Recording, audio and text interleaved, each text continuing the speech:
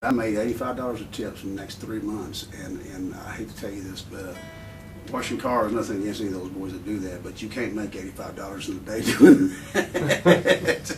So, but no, I played there, and a guy picked, so I played there from 12 to 3, like it was afternoon hamburger deal. You know, you get your cold beer, sit there and have your, you know, a burger. Well, a guy said, you know, there's another place you can play across town from 4 to 7. I picked that job up, 19 years old. So I got 12 to 3, 4 to 7. Another little boy said, hey, look, I'm quitting the honky tonk on the other side of town. He said, you got to come over there and try out. He said, I'll actually set you up because I'm leaving, they don't know it. And he got me that gig. I played 12 to 3, 4 to 7, and 9 to closing. And I went from making $175 with overtime to $1,000 a week in Lubbock, Texas at 19. And God told me right then, you know, bar or no bar, no matter what anybody thought, that's what I was going to do. I like that a whole bunch better than even the cotton fields, you know what I'm saying? But don't get me wrong, I don't mind, and I have hoed a few weeds, but that don't necessarily mean I love it, you know. That's a fabulous story. Oh my God. It's the truth. Really? Yeah, that's how I got my start. I got no reason not to believe. Well, you can't make O'Conoco up, you know. He's a real dude, you know. Yeah, right. Yeah, you bet. But you know what, I had sang though since you know, it was 3. I told you that a while ago.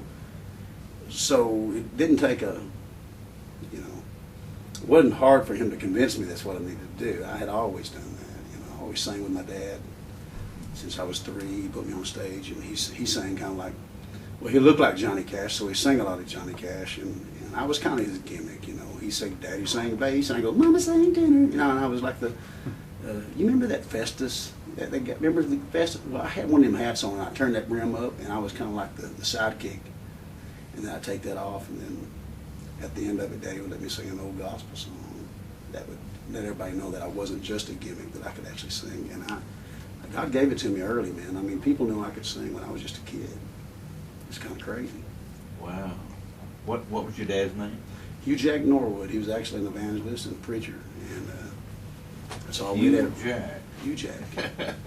Well, you know what? My daddy tells this. That's kind of a heck of a name, isn't it? We got Hugh Jack and Billy Jack and Betty Faye and Betty Joe. I mean, they had so many kids. They started tagging, you know, putting them together because they run out of names. That's the truth. Daddy told me. He said, yeah, they had to put names together because they run out. He was the baby of 11 and musical family. When you turn 10 years old, they hand you an instrument. Tumbleweed is kind of crazy, but when you were 10, if, let's say somebody had graduated from school and they used to play mandolin, well, the mandolin was still at the house. Well, Papa Norwood would hand you the mandolin and say, here, learn to play this. And my dad said they handed him a guitar and said, here, learn to play this.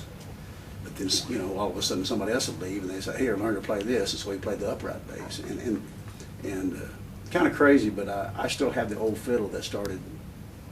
I'd love to show it to you sometimes. It hangs on my wall. It started what I would call Norwood music. It's the old fiddle from Papa.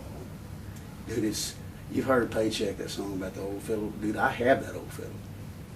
I don't know if it's the one he was singing about, but I have that old fiddle, and every time I look up on that wall, I know that's where my life began in music. You know, God knew what He was going to do with me. I mean, have you ever heard anybody say that I don't just sing music, but I am music? That's what I am. You've got some wonderful experiences, and I wonder if you write songs about those experiences. Oh yes, sir. You'd like to hear a piece? Yeah. Let me. I'll just sing you a little piece. I have a new CD called I Still Believe, and actually you can go to Daron, it's Daron-Norwood.com. And the title is called I Still Believe.